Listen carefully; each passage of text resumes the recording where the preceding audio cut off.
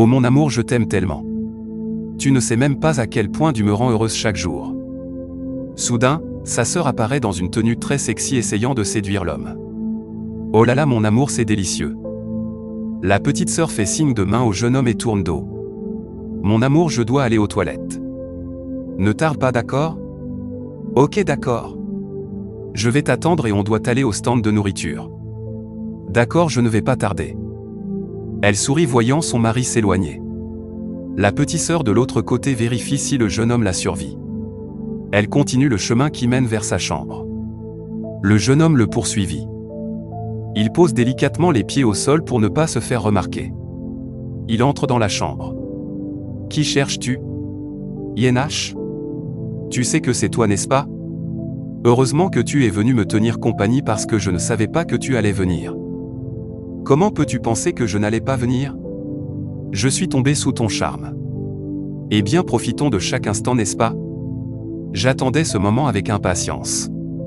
Mais tu sais, ma femme est ta sœur. Tu sais très bien que ce n'est pas par le sang. C'est juste par l'éducation. Oui, mais puisque tu en parles, il faut surtout pas qu'elle soit au courant. Ne lui dis rien. Elle ne doit rien savoir. Je ne veux pas entendre parler de sœur maintenant.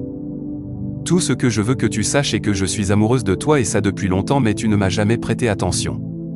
Profitons de chaque instant. Allons-y maintenant. Mais pourquoi il tarde ainsi celui-là? Que est-ce qui ne va pas avec lui dans les toilettes? Il faut que j'aille vérifier. Elle se lève, prend le chemin des toilettes. Elle ouvre la porte, observe les toilettes mais personne. Miguel. Miguel, crie-t-elle. Miguel sentir la présence de sa femme de l'autre côté et se redresse paniqué. Je t'avais dit qu'elle allait soupçonner quelque chose. Mon amour. Mais Miguel, qu'est-ce que tu fais ici? C'est que je suis allé aux toilettes. Mais tu sais très bien que les toilettes ne se trouvent pas de ce côté. C'est la chambre de Irène. Ce n'est pas la première fois que je te vois rôder autour de cette zone. Bébé, tu as raison, mais comme je me suis déjà mise à l'aise, et qu'on peut aller? Ta réponse est bizarre, mais allons-y. Elle attrape son homme par la main et quitte les lieux. Mais qu'est-ce que tu fais ici alors là? Tu ne devrais pas sortir? C'est parce que je me suis rappelé que j'ai des trucs qui m'ont échappé hier et que je dois mettre au point, donc je dois finaliser ça très rapidement.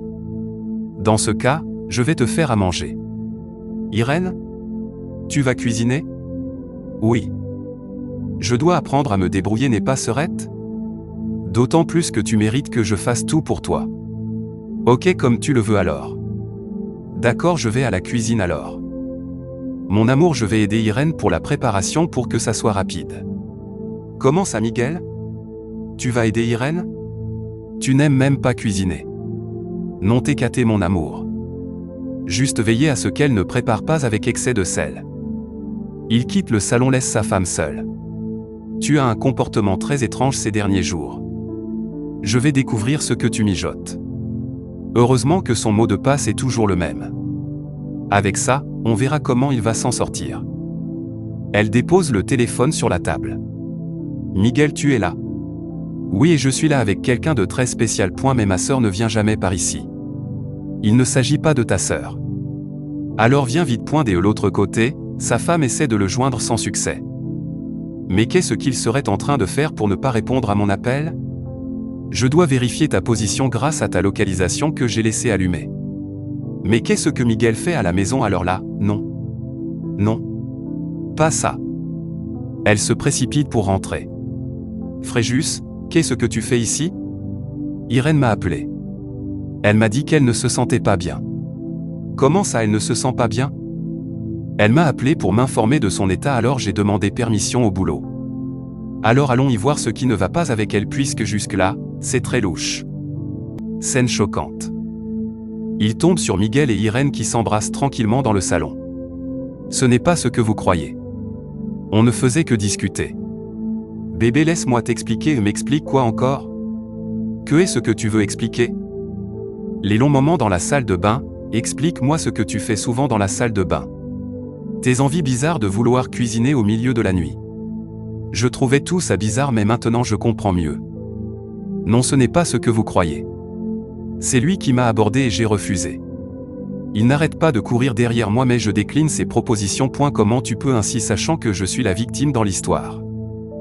C'est toi qui ne n'arrête de me mater à chaque fois que je traverse la pièce, tu viens même m'espionner dans la salle de bain. Assez. On a beaucoup écouté déjà. Vous êtes tous les deux stupides. Vous n'avez pas de honte. Regardez-vous. Vous avez de visages innocents mais derrière se cachent des comportements d'animaux. Toi tu vis dans la maison de ta sœur. Tu es nourri. Rien ne te manque mais pour la remercier, c'est son mari tu trouves à arracher? Écoute Fréjus, ce n'est pas du tout ce qui s'est passé. C'est entièrement de sa faute. Comment de ma faute?